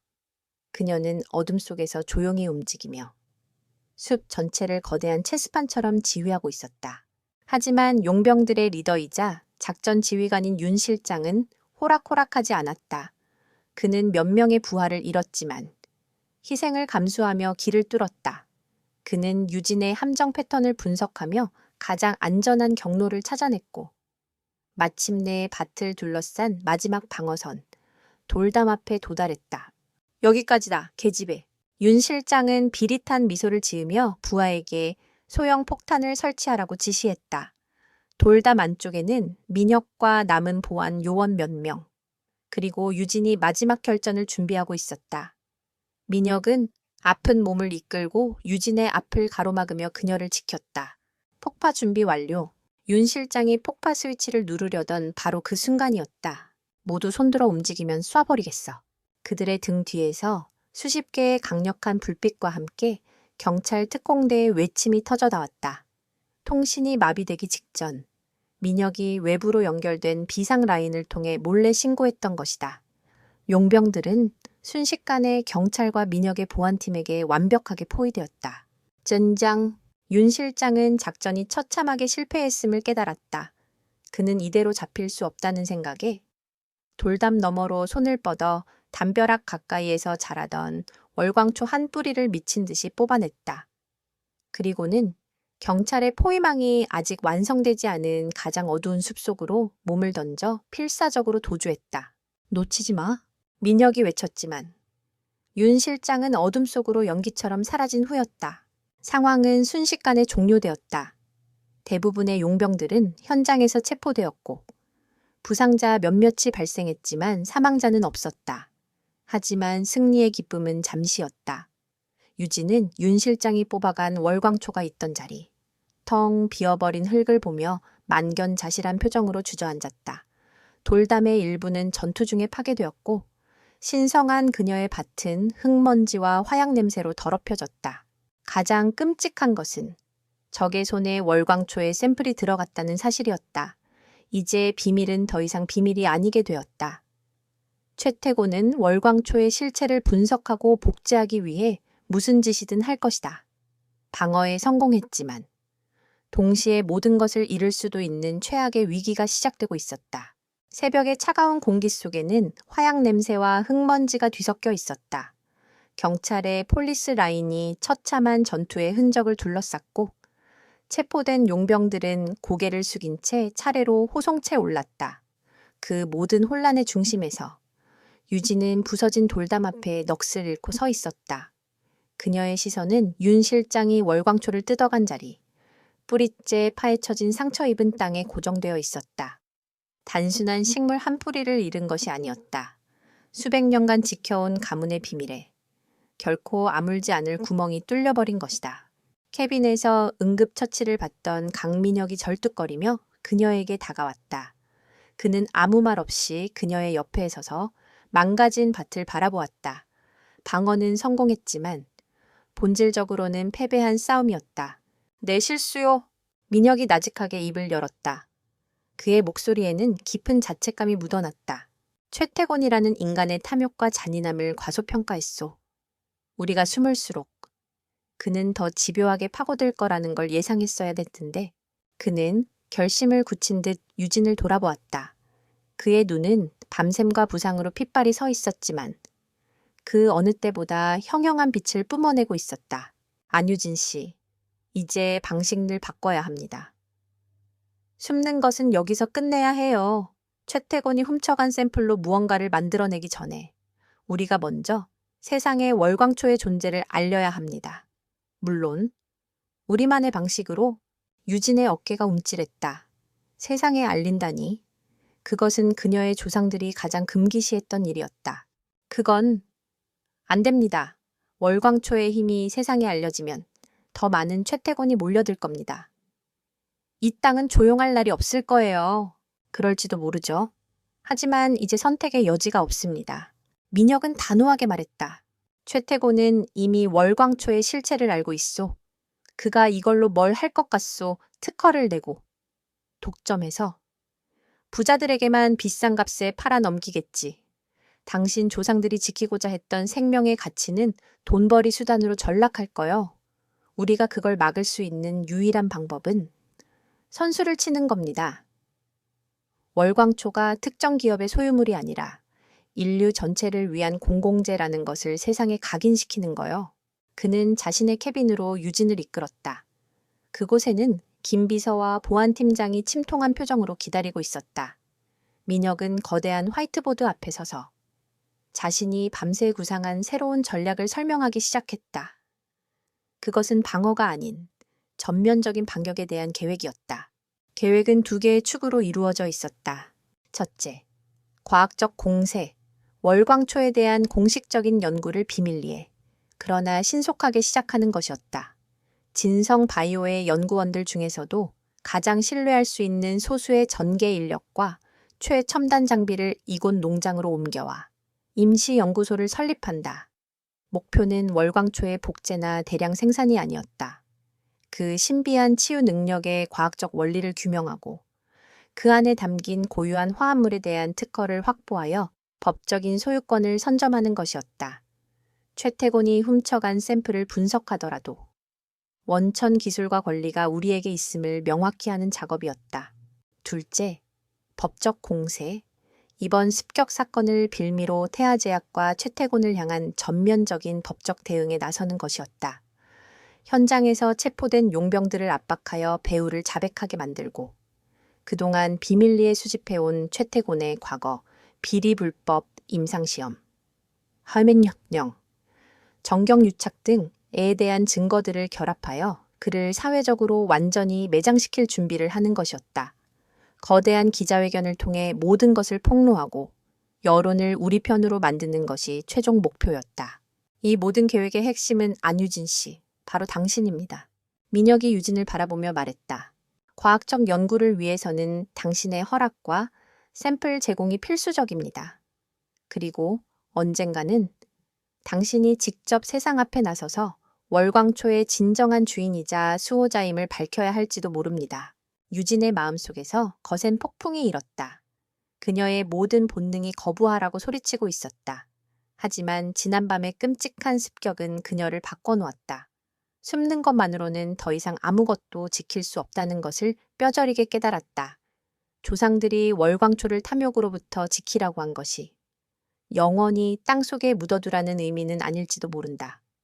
어쩌면 가장 완벽한 보호는 그 가치를 올바르게 세상에 알리고 모두의 것으로 만드는 것일지도 모른다.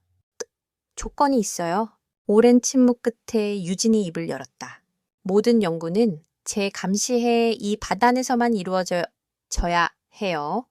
그리고 월광초를 통해 얻는 모든 이익은 특정 개인이나 기업이 아니라 모든 인류를 위한 공익재단을 만드는데 사용되어야 한다고 약속해 주세요. 그것은 민혁이 바라던 바였다. 그는 망설임 없이 고개를 끄덕였다. 내 이름을 걸고 진성 바이오의 모든 것을 걸고 약속하겠습니다. 그들의 새로운 동맹은 그렇게 굳건해졌다. 그날 이후 농장은 다시 한번 변화를 맞았다. 위장된 대형 트럭들이 쉴 새 없이 드나들며 최첨단 연구 장비들을 실어 날랐다.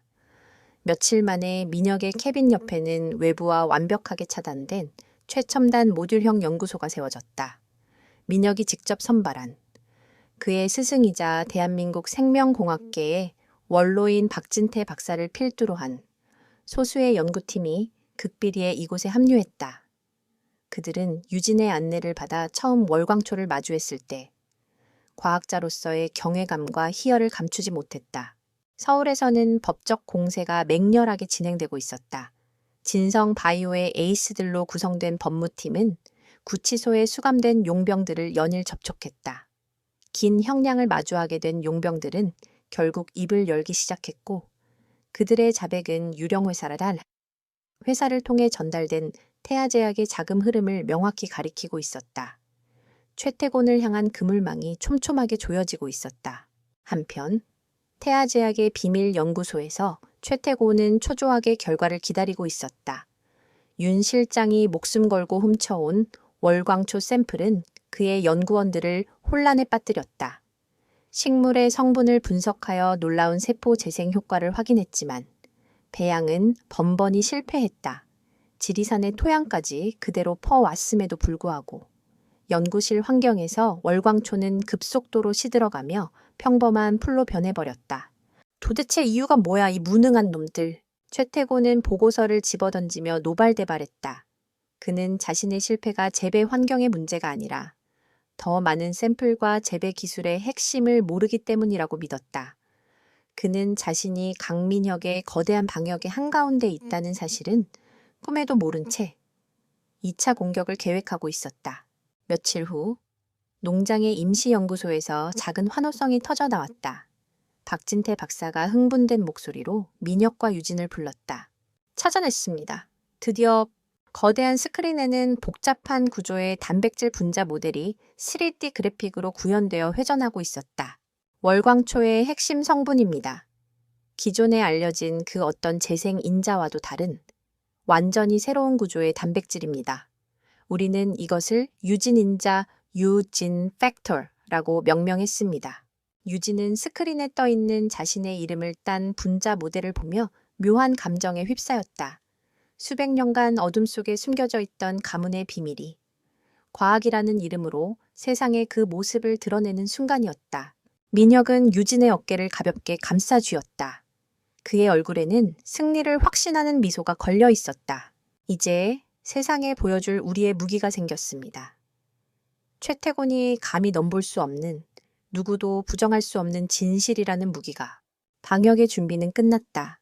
이제 남은 것은 폭풍의 눈으로 직접 걸어 들어가는 것뿐이었다. 대한민국 생명공학의 미래를 조망하는 국제 바이오테크놀로지 컨퍼런스가 서울의 한 컨벤션 센터에서 성대하게 개막했다. 전 세계 학자, 투자자, 그리고 언론인들이 구름처럼 몰려든 이곳의 하이라이트는 단연 태아제약의 신약 발표 세션이었다. 단상에 오른 최태고는 자신감으로 가득 차 있었다. 훔쳐낸 월광초 샘플은 비록 재배에 실패했지만 그 성분을 일부 분석하여 만들어낸 데이터는 세상을 속이기에 충분했다. 그는 이 발표를 통해 진성바이오의 주가를 나락으로 떨어뜨리고 바이오 업계의 황제로 등극할 야심에 부풀어 있었다. 존경하는 내외귀빈, 여러분, 오늘 저는 인류의 역사를 바꿀 위대한 발견을 여러분께 공개하고자 합니다. 최태곤의 목소리는 웅장하게 홀 전체에 울려 퍼졌다. 그의 등 뒤 거대한 스크린에는 프로젝트 프로메테스라는 거창한 이름과 함께 현란한 그래픽이 펼쳐졌다. 그는 조직 재생과 노화 방지를 가능케 할 꿈의 신약에 대해 열변을 토했다. 조작된 임상 데이터와 그럴듯한 과학 이론이 더해지자 장내는 술렁이기 시작했다. 투자자들의 눈은 탐욕으로 빛났고 기자들은 쉴 새 없이 카메라 플래시를 터뜨렸다. 최태고는 승리를 예감하며 회심의 미소를 지었다. 이 신약의 핵심은 바로 자연에서 발견한 기적의 물질, 테라9입니다. 이것은 오직 저희 태아제약만이 가진 독보적인 기술입니다. 그가 목소리를 높여 선언하는 바로 그 순간이었다.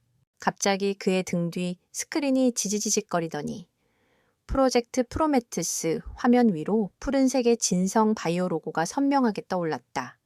장내가 웅성거리기 시작했다. 최태곤이 당황하여 소리치기도 전에 강당의 모든 조명이 환하게 켜졌다. 그리고 강당 뒤쪽에 문이 열리며 두 사람이 천천히 안으로 들어섰다. 완벽하게 회복한 모습의 강민혁, 그리고 그의 곁에서 조금은 긴장했지만 조금도 위축되지 않은 채 당당하게 서 있는 안유진이었다. 순간 컨퍼런스 홀은 거대한 벌집을 쑤셔놓은 듯한 혼란에 휩싸였다. 죽음의 문턱에서 돌아온 진성 바이오 대표의 극적인 등장, 그리고 그 옆에 선 정체불명의 여인, 모든 카메라가 일제히 그들을 향했다. 최태곤 회장님, 어느새 단상 옆에 선 강민혁이 진행 요원의 마이크를 빼앗아 들었다. 그의 차분한 목소리는 순식간에 모든 소음을 잠재웠다. 아주 인상적인 발표였습니다. 하지만 몇 가지 중요한 출처를 빠뜨리신 것 같군요. 예를 들면 그 테라9라는 물질의 진짜 이름이라든가 민혁의 말에 최태곤의 얼굴이 새하얗게 질렸다. 무슨 헛소리야. 저자를 당장 끌어내 보안팀 뭐 하는 거야. 하지만 민혁은 아랑곳하지 않았다. 그는 스크린을 향해 손짓했다. 스크린에는 프로젝트 프로메테우스의 허상 대신 지리산의 깊은 골짜기와 신비롭게 빛나는 월광초 밭의 영상이 나타났다. 여러분이 보시는 저 식물의 진짜 이름은 월광초입니다. 그리고 그 옆에 계신 분이 수백 년간 이 위대한 유산을 지켜온 수호자 안유진 선생님이십니다. 민혁이 유진을 소개하자 모든 시선이 그녀에게로 쏠렸다. 유진은 잠시 숨을 골랐다. 그리고 떨렸지만 단단한 목소리로 입을 열었다. 월광초는 돈벌이 수단이 아닙니다. 생명을 살리기 위한 자연의 선물입니다. 저희 조상들은 그 힘이 인간의 탐욕에 더럽혀지는 것을 막기 위해 평생을 바쳤습니다. 그런데 어떤 자가 그 신성한 약속을 폭력으로 짓밟고 훔쳐갔습니다. 그녀의 진심 어린 목소리는 그 어떤 웅변보다도 강한 울림을 주었다. 민혁이 다시 마이크를 잡았다. 최태곤 회장, 당신이 훔쳐간 샘플로는 아무것도 할 수 없었을 겁니다. 월광초는 그 땅과 수호자의 교감 없이는 살아남지 못하니까. 그래서 이런 조잡한 사기극을 꾸민 것이겠지요. 민혁의 지시에 따라 스크린에는 박진태 박사팀이 밝혀낸 유진인자의 3D 분자 구조와 완벽한 과학적 데이터가 펼쳐졌다. 최태곤이 제시했던 어설픈 데이터와는 차원이 다른 명백하고 반박할 수 없는 진실이었다. 이것이 진실입니다. 저희 진성바이오는 안유진 선생님의 허락해 월광초의 비밀을 인류의 공공재로 만들기 위한 공동 연구를 시작했습니다. 당신이 한 짓은 단순한 기술 절도가 아니라 인류의 위대한 자산을 독차지하려 한 파렴치한 범죄 행위입니다. 거짓말, 전부 거짓말이야. 증거 있어. 최태곤이 미친 사람처럼 소리쳤다. 그는 이 상황을 인정할 수 없었다. 그의 완벽한 계획이. 저 애송이와 시골 계집애 하나 때문에 산산조각 나고 있었다. 증거 말입니까? 민혁의 입가에 차가운 미소가 걸렸다. 물론 있습니다. 진실을 훔칠 순 없습니다. 그리고 폭력으로 진실을 덮을 수도 없죠. 다음 순간 스크린에는 한 남자의 얼굴이 클로즈업 되었다. 해외로 도피하려다 공항에서 체포된 윤 실장이었다. 그는 검찰 조사실에서 모든 것을 자백하고 있었다. 최태곤의 지시로 용병을 고용해 농장을 습격하고 안유진을 납치하려 했던 범행의 전모를 그의 자백 영상에 이어 태아제약의 유령업 회사를 통해 용병들에게 흘러들어간 자금 내역이 스크린을 가득 채웠다. 빼도 박도 못할 증거였다. 장래는 완전한 충격에 휩싸였다. 대한민국을 대표하는 존경받는 기업가가 사실은 살인미수를 교사한 흉악범이었다는 사실에 모두가 경악했다. 바로 그때였다. 최태곤 씨, 컨퍼런스홀의 모든 문이 동시에 열리며 수십 명의 검찰 수사관들이 들이닥쳤다. 그들은 순식간에 단상을 포위했다. 당신을 살인미수, 특수강도교사, 연구개발법 위반 및 증거 조작 혐의로 긴급 체포합니다. 당신은 묵비권을 행사할 수 있으며 수사관이 미란다 원칙을 고지하는 동안 최태곤은 넋이 나간 사람처럼 서 있었다. 그의 눈은 초점을 잃고 허공을 헤맸다. 자신의 제국이, 일생을 바쳐 쌓아 올린 모든 것이 단 몇 분 만에 먼지처럼 무너져 내리고 있었다. 아니야, 이럴 순 없어. 내가 최태곤인데. 그는 마지막 발악처럼 강민혁에게 달려들려 했다. 하지만 건장한 수사관들에게 양팔이 붙들려 무력하게 제압당했다. 그의 손에 차가운 수갑이 채워지는 순간 수백 개의 카메라 플래시가 일제히 터져 나왔다. 한 시대의 탐욕스러운 거인이 몰락하는 역사적인 순간이었다. 민혁은 몰려드는 기자들로부터 유진을 보호하며 그 처참한 광경을 차가운 눈으로 지켜보았다. 정의는 실현되었다. 수갑을 찬 채 끌려나가는 최태곤의 절규가 강당에 울려 퍼졌다. 기자들과 투자자들이 뒤엉켜 아수라장이 된 그 혼돈의 한가운데 강민혁과 안유진은 조용히 함께 서 있었다. 평생을 숨어 살았던 유진의 눈에 자신을 향해 쏟아지는 수많은 시선과 카메라 불빛이 들어왔다. 두렵고 떨렸지만 이상하게도 외롭지 않았다. 그녀는 자신의 곁에 든든하게 서 있는 남자를 바라보았다. 그들은 마침내 거대한 폭풍을 뚫고 함께 승리한 것이다. 최태곤의 몰락은 단순한 한 기업가의 추락이 아니었다. 그것은 대한민국 재계를 뿌리부터 뒤흔든 거대한 지각 변동이었다. 태아제약은 연일 터져 나오는 비리 스캔들 속에서 공중분해되었고 최태공과 그의 하수인들은 법의 엄정한 심판을 받았다. 세상의 모든 스포트라이트는 이제 새로운 신화의 주인공 월광초와 그 수호자 안유진에게로 쏟아졌다. 지리산의 은둔자, 인류를 구원할 기적의 약초를 지켜오다. 탐욕의 시대를 질타한 위대한 유산의 가치. 언론은 연일 그녀의 이야기를 대서특필했다. 한때 이상한 여자라며 그녀를 경멸하고 외면했던 마을 사람들은 이제 그녀를 마을의 자랑이자 성녀처럼 대했다. 세상의 평가는 하루아침에 뒤바뀌었지만 유진은 변하지 않았다. 그녀는 여전히 흙을 만지고 식물과 대화하며 자신의 자리를 묵묵히 지켰다. 컨퍼런스 사건 이후 몇 달이 흘렀다. 유진의 밭이 있던 자리에는 놀라운 변화가 일어났다. 진성 바이오의 전폭적인 지원과 전 세계에서 답지한 익명의 기부금으로 거대하고 아름다운 연구소가 들어서기 시작했다. 자연과의 조화를 최우선으로 고려하여 설계된 연구소는 마치 오래전부터 그곳에 있었던 것처럼 지리산의 풍경 속에 부드럽게 녹아들었다. 입구에 걸린 현판에는 인류를 위한 월광연구소, 월광 Institute for Humanity라는 이름이 새겨졌다. 유진과 민혁의 약속이 마침내 결실을 맺은 것이다. 유진은 더 이상 외로운 은둔자가 아니었다. 그녀는 월광연구소의 명예소장이자 정신적 지주가 되었다. 그녀는 하얀 가운을 입은 연구원들에게 월광초를 다루는 법과 자연의 섭리를 가르쳤다. 그녀의 투박하지만 진심 어린 가르침 앞에서 세계적인 석학들은 겸허하게 고개를 숙였다.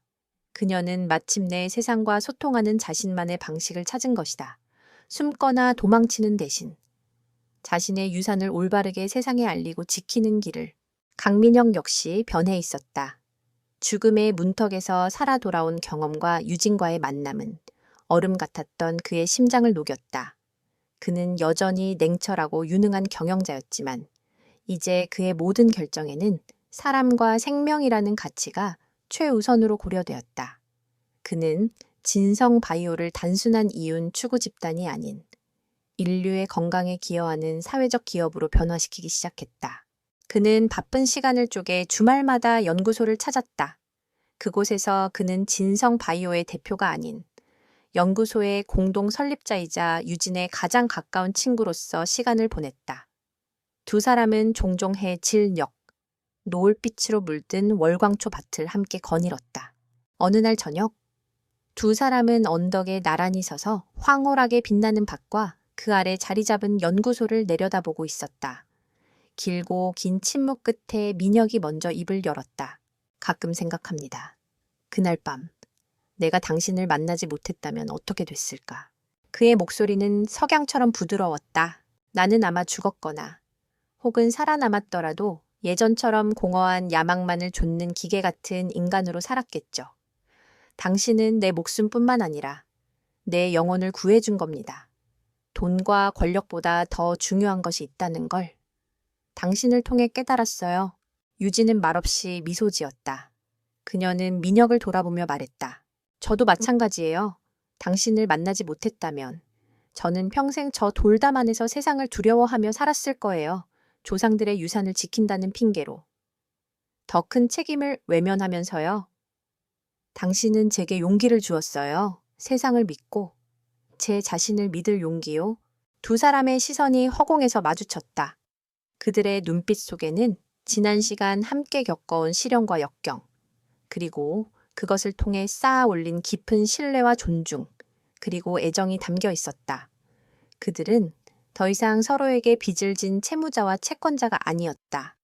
같은 꿈을 꾸고 같은 미래를 향해 나아가는 인생의 동반자였다. 1년 후, 월광연구소는 첫 번째 위대한 결실을 세상에 발표했다. 유진 인자를 활용하여 사고로 손상된 신경 조직을 완벽하게 재생시키는 획기적인 치료제가 개발된 것이다. 이 치료제는 특허로 보호받았지만 이윤을 남기지 않고 오직 원가에 가까운 비용으로 전 세계의 환자들에게 공급될 것이라고 발표되었다. 한 사람의 부유한 CEO를 살렸던 기적의 풀 한 포기가 이제는 이름 모를 수많은 평범한 사람들의 삶에 희망의 빛을 비추기 시작한 것이다. 모두에게 무시당하던 채소 소녀, 그녀의 풀 한 포기가 상처 입은 CEO를 구하다. 세상을 떠들썩하게 했던 자극적인 헤드라인은 이제 전설이 되었다. 안유진은 더 이상 채소 소녀가 아니었다. 그녀는 인류의 미래를 책임지는 위대한 수호자이자 선구자였다. 이야기는 어느덧 새로운 시작을 맞이하고 있었다. 해질녘. 유진과 민혁은 다시 그 언덕에 섰다. 그녀의 손에는 흙이 묻어 있었고 그의 손에는 연구소의 미래에 대한 보고서가 들려 있었다. 그들은 아무 말 없이 어둠 속에서 은은하게 빛을 발하는 월광초 밭을 바라보았다. 한때는 고립과 단절의 상징이었던 그곳은 이제 세상에서 가장 따뜻하고 희망이 넘치는 치유의 공간이 되어 있었다. 바람이 불어와 유진의 머리카락을 부드럽게 흩날렸다. 민혁은 저도 모르게 손을 뻗어 그 머리카락을 다정하게 쓸어 넘겨주었다. 유진은 피하지 않았다. 대신 그녀는 그의 어깨에 조용히 머리를 기댔다. 더 이상 두려움도 외로움도 없었다. 그들의 등 뒤로 지리산의 장엄한 능선이 든든하게 펼쳐져 있었다. 마치 두 사람의 새로운 시작과 인류의 밝은 미래를 영원히 지켜주겠다는 약속처럼.